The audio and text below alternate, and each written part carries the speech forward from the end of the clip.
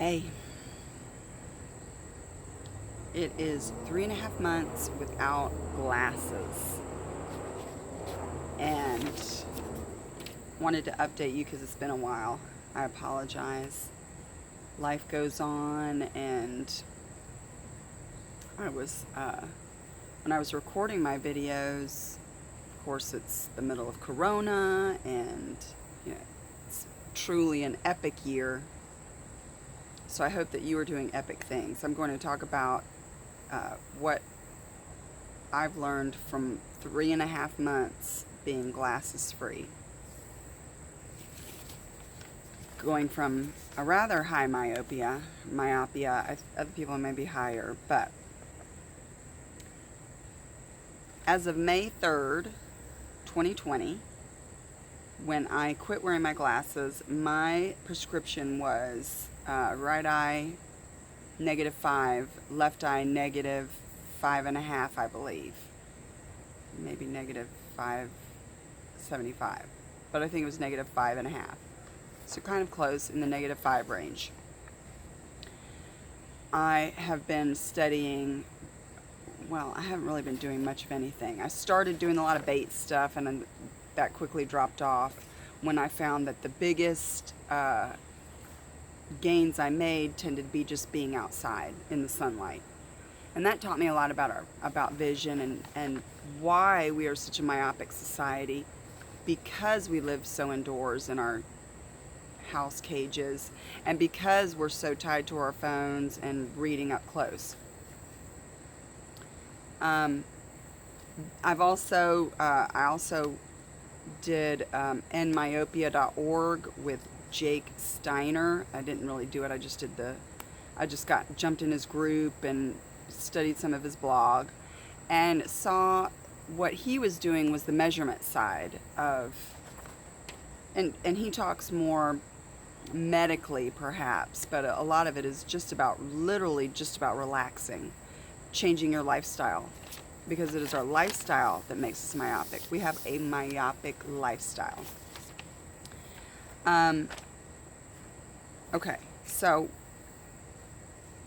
when I left off, I was hopeful, didn't have any proof. I was learning that I could see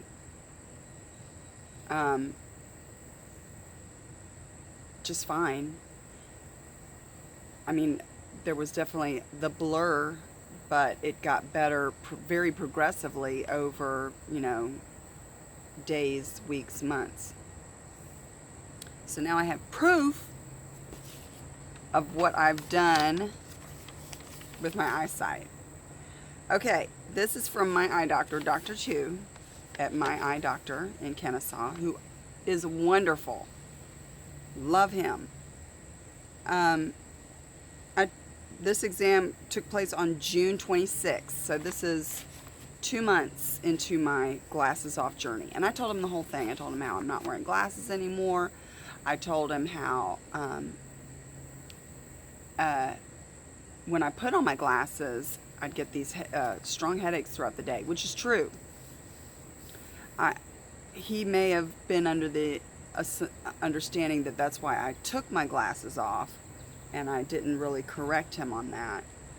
But he was very anxious to get me not feeling that pull in my eye, because it's the pull. I'd feel the pull in my eye, and then the headaches would last all day after just literally wearing my glasses for a couple minutes. The few times a day I needed to wear my glasses is when I'm teaching music and I'm specifically reading music and driving.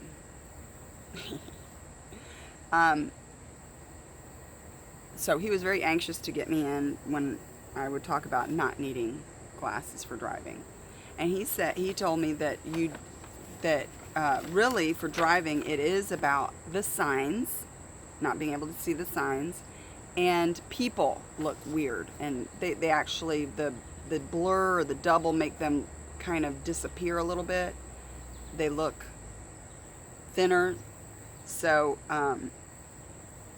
and then as you get closer, they come into focus.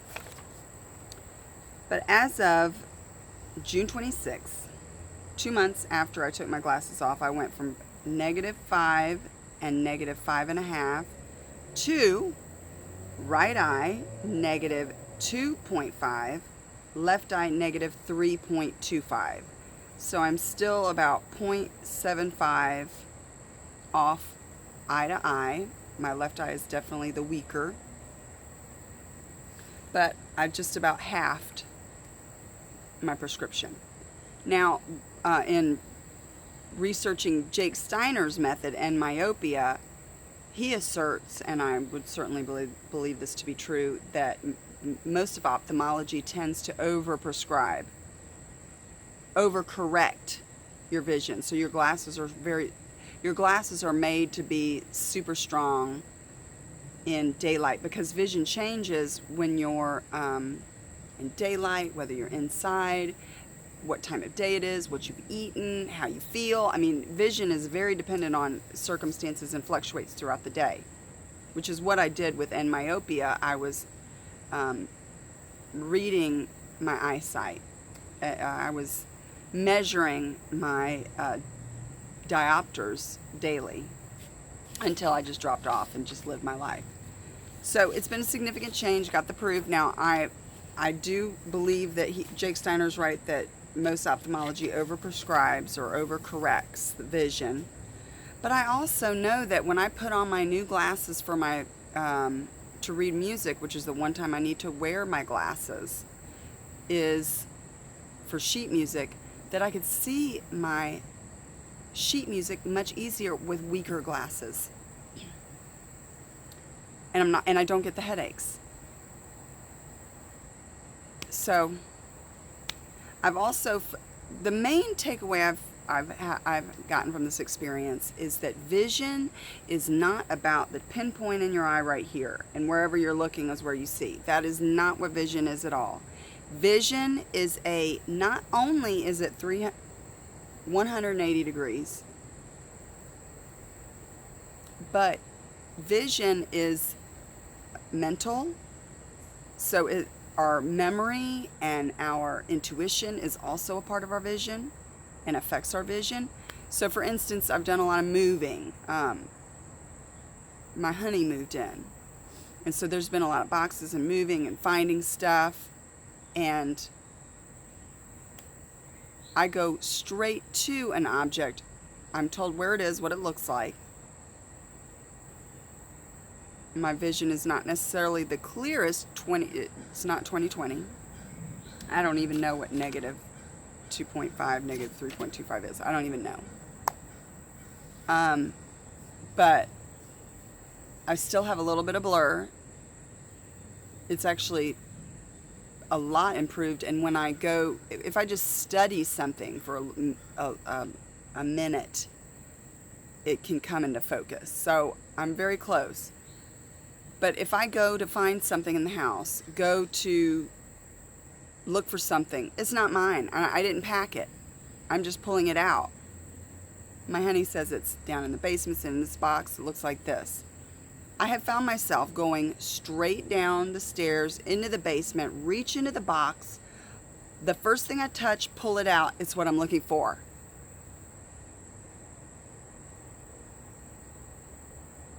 Vision is not only our peripheral. Vision is being in our environment, and vision is tied to our mental state and our spiritual states, surely, because the spirit surely infects everything. But I feel placed within my life now, whereas before, when I was in glasses, I would say I was outside of my life, looking in through a window. And all I could see, like looking at a television or something, where I'm not in my life at all.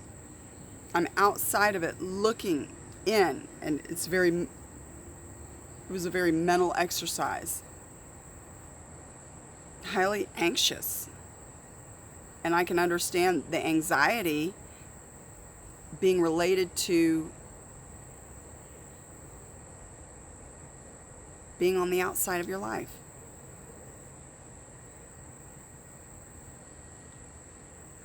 And the whole thing about Bates is so mysterious was the visualization part. And when I first started reading his 100-year-old book, I was like, what? Because I love the visualization techniques. I grew up in a Christian church, but then I left the Christian church and I would come to New Age loving the visualization, loving the law of attraction, loving this idea that you can imagine something into reality. And as I've gone back into Christianity with this revival of, I don't know what it's called really, charismatic maybe, I'm seeing a lot of the visualization within Christianity, although it's less about me and what I want and what I'm visualizing, and more about my connection to God and how He provides what I can visualize. That may be another video, because I see it in my heart and I speak it with my words. But I'm getting off on a tangent. I'm going to try and stay constrained to what was supposed to be a concise video. So anyway, vision is, I mean, I almost said 360, and it doesn't feel wrong.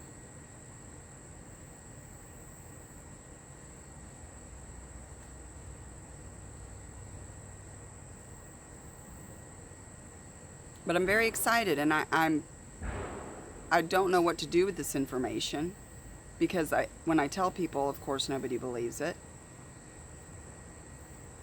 Some people do, because some people are seeing the holes in modern medicine and everything else. Media, the lying media, the corrupt and disturb modern medicine and just everything else.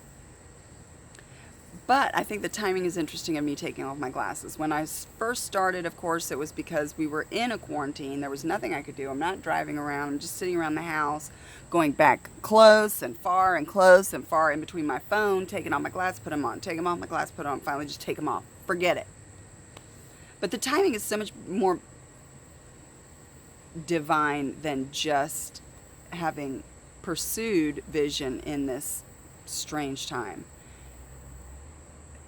I also find myself, as masks become mandatory some 5 months into this bull, that I don't see signs. That's the one thing I don't see. So if you're trying to tell me something in a sign, I don't hear it. And this could be a big, also another way that I have come into my life and don't stand on the outside, because forces that are bigger than me are holding me out of my literal life, because I'm not listening to others. I'm not listening outside of myself as much, because I don't see the signs. So I have walked into stores, and I know it's mandatory, and I'll see a big diagram of a mask, and I know what they're telling me, but I can't read the signs. So there is something that makes it so much easier for me to walk in. And as they've gone mandatory, and I'm in my mask groups that say this is not legal, 1964 Civil Rights Act, Title II. It is a civil right. You cannot refuse my service for medical or religious reasons, which for me, it's both. Because a mask, I can't breathe in it, and it's bad for my health, and it reduces my immunity. And religiously, don't tell me what to do.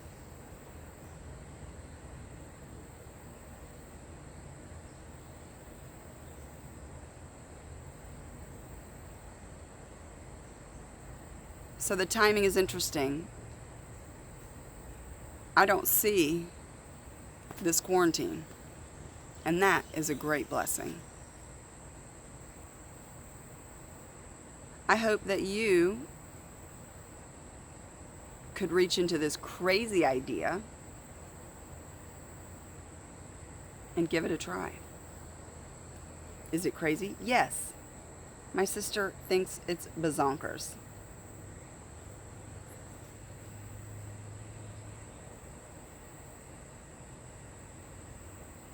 And I understand it because everyone else is wearing glasses. Everyone else is myopic. Everyone else is wearing a mask. Everyone. But I would encourage you to step out of what it is everyone is trying to tell you to do and figure out what it is that you are supposed to do. What it is that God is calling you to do from within. And you can't hear Him if you're busy listening to everybody else's signs. All right, this is me signing off. See you in the next video.